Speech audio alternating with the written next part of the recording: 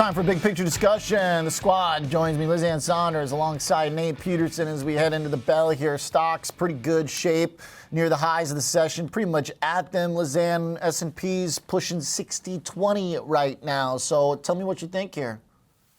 Yeah, it's an interesting day because we do have some give back in the Russell 2000, and that's been really since it started its rip higher in early July. It's happened with fits and starts, and today is a day more for the larger caps and the cap-weighted indexes like the S&P. We continue to think we're going to see a lot of churn under the surface, a lot of sort of swift sector rotations, high sector dispersion at times, toward small caps, away from small caps, toward Mag 7, away from Mag 7. And I think that type of pattern, which makes it difficult, maybe a little bit more difficult for traders to persist at least into the first part of next year. All right. And the Russell give back is on my radar too.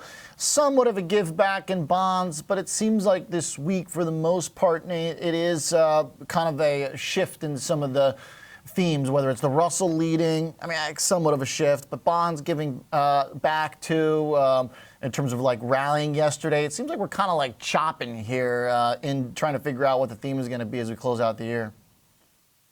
Yeah, Russell kind of benefiting from, onboarding more pro-American, even in face of, interest rates rising up there. It's really been, since the post-election rally, it's been cyclicals and then speculation.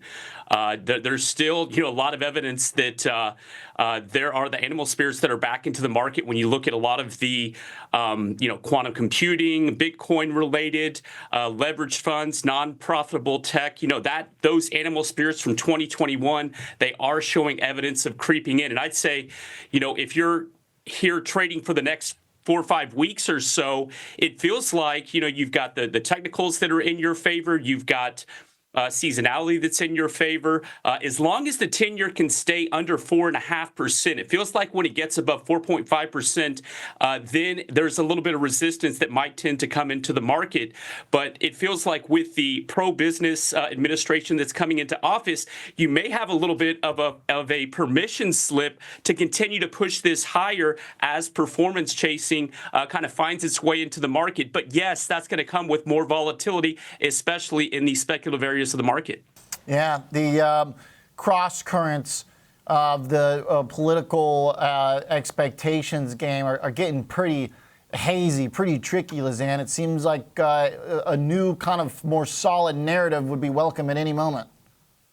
Yeah, I don't know that we're going to get a solid narrative, particularly on policy between now and Inauguration Day. I think it's going to continue to be much as we probably should have gotten used to in 2018, but tariff-type decisions announced via social media and those cross currents, because when you look to potentially be lowering tax rates on corporate America as an economy, we are more import-oriented.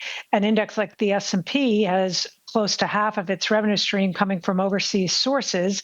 So that can have the effect of actually worsening the trade deficit, yet that is being seen as a yardstick in part to be the decision point around tariffs. Tariffs are also being used as a negotiating tactic for things like immigration and fentanyl. So I think there will continue to be a lot of cross currents, kind of the negative and positive side, thinking of a battery in this backdrop, and it's another reason why we think these sector rotations are fierce. I do worry about speculation. I'm glad Nate mentioned things like speculation in leveraged ETFs. You're seeing it particularly in the leveraged single stock ETFs, and then things like, the last time I bought bananas and duct tape, it didn't cost me $6 million. So I do worry a bit about froth. Like that.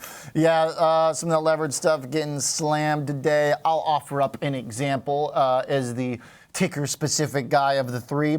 Say, for example, a MicroStrategy levered fund down like 25%. There's some juicy stuff going on. It's kind of amazing. VIX at 14, even during all of that, Nate. So I guess that kind of pre-election vol was just too elevated. Seems like we're still unwinding that.